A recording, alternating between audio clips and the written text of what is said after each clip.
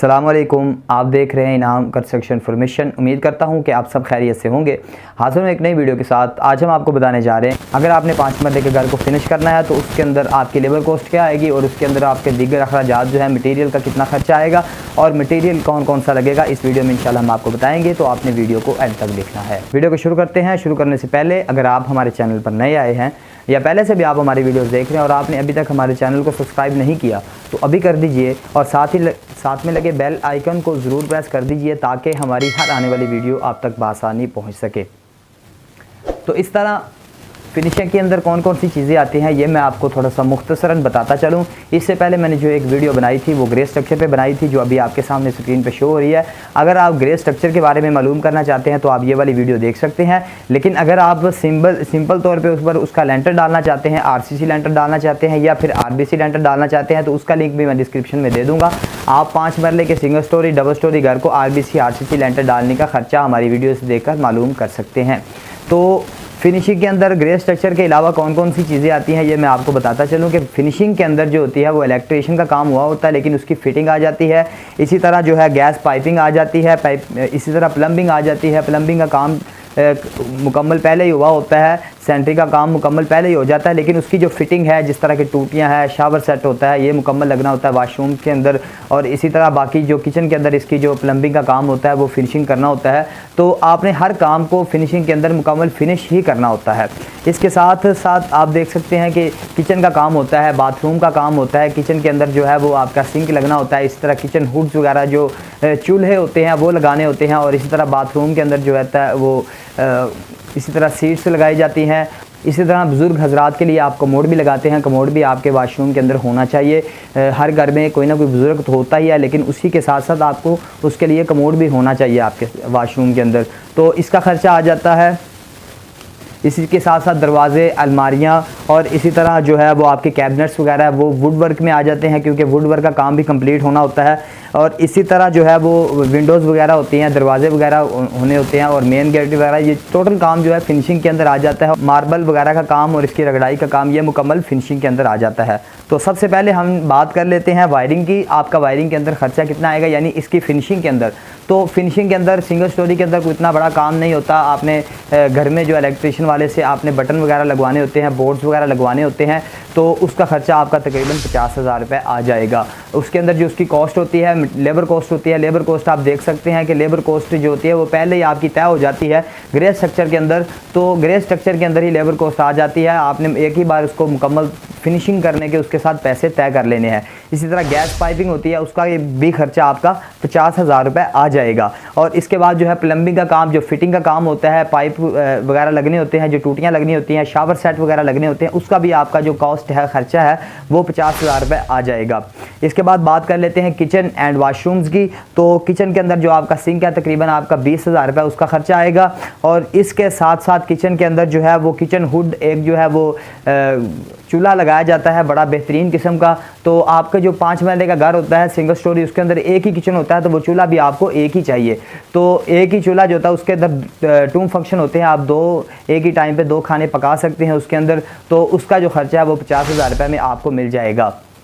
इसके बाद जो है वो वाशरूम वगैरह की सीट्स आ जाती हैं, जो है कमोड आ जाते हैं। इन दोनों चीज़ों का, तीनों चीज़ों का जो वगैरह लोटे वगैरह रखने होते हैं, जो शावर आपका लगना होता है इसके साथ साथ, तो उसका जो खर्चा है वो आपका तकरीबन 50,000 रुपये आ जाएगा। क्योंकि 5 मरला जो है उसके अंदर 2 वाशरूम होते हैं और आपकी 2 ही सीट्स लगेंगी और इसी तरह आपके 2 ही कमोड लगेंगे। तो इसके बाद बात कर लेते हैं वुड वर्क की। तो वुड वर्क आपके घर के अंदर बेहतरीन काम होता है उसका, और उसका बड़ा ही ज़रूरी काम होता है वुड वर्क का, जो किचन में भी होता है।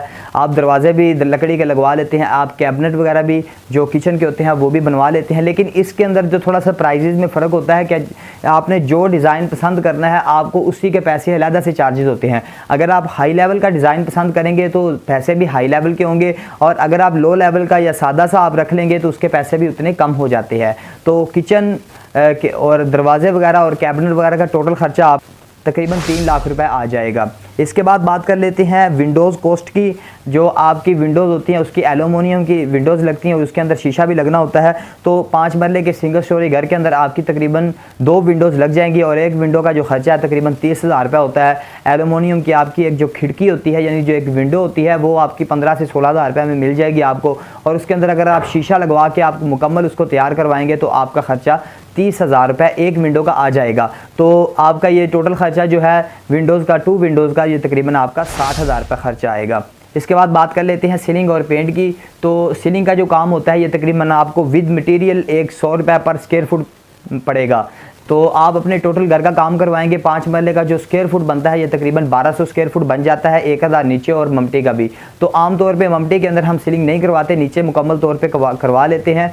तो इसका तकरीबन आपका सीलिंग का खर्चा 1 लाख रुपए आ जाएगा। और इसी तरह जो पेंट है वो पेंट आपकी मर्ज़ी के मुताबिक होगा। दीवारों के ऊपर वॉलपेपर अगर आपने लगवाने हैं तो वो भी आप लगवा सकते हैं। आप अपनी मर्ज़ी का चाहे तो जितना मर्ज़ी खर्चा खर्चा बढ़ा दें उसको, लेकिन अगर जो सादा सा चीज़ है जो नॉर्मल खर्चा होता है वो हम आपको इस वीडियो में बता रहे हैं। तो पेंट का जो सादा सा नॉर्मल खर्चा है आपका वो तकरीबन 1.5 लाख रुपए आएगा। तो इसके बाद बात कर लेते हैं मार्बल की। तो मार्बल का जो रगड़ाई का भी खर्चा होता है और उसकी जो कॉस्ट आती है, उसके सीमेंट के जो बैग्स होते हैं वो भी आते हैं जिसको हम बॉन्ड कहते हैं। और इसी तरह जो है उसकी लेबर कॉस्ट भी आ जाती है। तो जो मार्बल की कॉस्ट है ये तकरीबन आपकी 3 लाख रुपए आएगी। और इसके बाद बात कर लेते हैं इन सारे कामों की आपकी लेबर कॉस्ट आनी होती है। ज़ाहिर बात है आपने ये घर सारा बनवाना है तो आपने मज़दूरों से बनवाना है या कारीगरों से बनवाना है या रंग साज होते हैं वो अपना रंग करते हैं, मार्बल वाले आके आपका मार्बल फिक्स करते हैं। तो उनकी जो टोटल लेबर की मजदूरी है ये तकरीबन आपकी फिनिशिंग के अंदर 2.5 लाख रुपये आ जाएगी सिंगल स्टोरी 5 मरला घर के अंदर। तो इसके बाद हम बात कर लेते हैं आखिरी एक कॉस्ट है तकरीबन आपका जब भी 5 मरले का आपने घर बनवाना है, आपने ग्रे स्ट्रक्चर करवाना है या फिर आपने फिनिशिंग करवानी है, तो एक चीज़ वो जो रह गई है वो है पंप। आपने पंप पे लगवाना है तो पंप जो अच्छे वाला आपको तकरीबन 30,000 रुपये में मिल जाएगा। तो ये आपका जो टोटल 5 मरले का सिंगल स्टोरी का फिनिशिंग का खर्चा जो है वो तकरीबन आपका 14 लाख रुपए आ जाएगा। तो अभी आपके सामने स्क्रीन पे शो भी हो रहा है, आप इसको अच्छे तरीके से देख भी सकते हैं। तो 14 लाख रुपए जो खर्चा है ये आपका नॉर्मल आएगा। अगर आप अच्छे से अच्छा काम करवाएंगे, अच्छे से अच्छा मार्बल लगाएंगे, अच्छे से अच्छा जो है वो वुड का यानी काम करवाएंगे, अच्छे बड़े बड़े दरवाजे अच्छे डिज़ाइन के काम करवाएंगे, तो हो सकता है कि आपका खर्चा उस आपके डिज़ाइनिंग की वजह से बढ़ भी जाए। तो ज़रूरी नहीं है कि 14 लाख ही आएगा, थोड़ा बहुत आगे पीछे भी हो जाता है। ये इसको एस्टीमेट कहते हैं, एस्टीमेट थोड़ा बहुत आगे पीछे हो जाता है। तो ये थी हमारी आज की वीडियो। उम्मीद करता हूँ कि आपको मेरी वीडियो पसंद आई होगी। वीडियो को लाइक करें, अपने दोस्तों से शेयर करें और कमेंट बॉक्स में अपनी राय का ज़रूर इज़हार करें और बताएं मुझे कि कौन सी ऐसी चीज़ रह गई है जो अपनी वीडियो में नहीं बयान कर सका, ताकि आने वाली वीडियो में मैं उसको शामिल कर सकूँ और आपके कमेंट भी अच्छे तरीके से पढ़ सकूँ। मुझे पता चले कि कौन कौन से लोग मेरी वीडियोज़ देख रहे हैं और कहाँ से देख रहे हैं। मिलते हैं नेक्स्ट वीडियो में।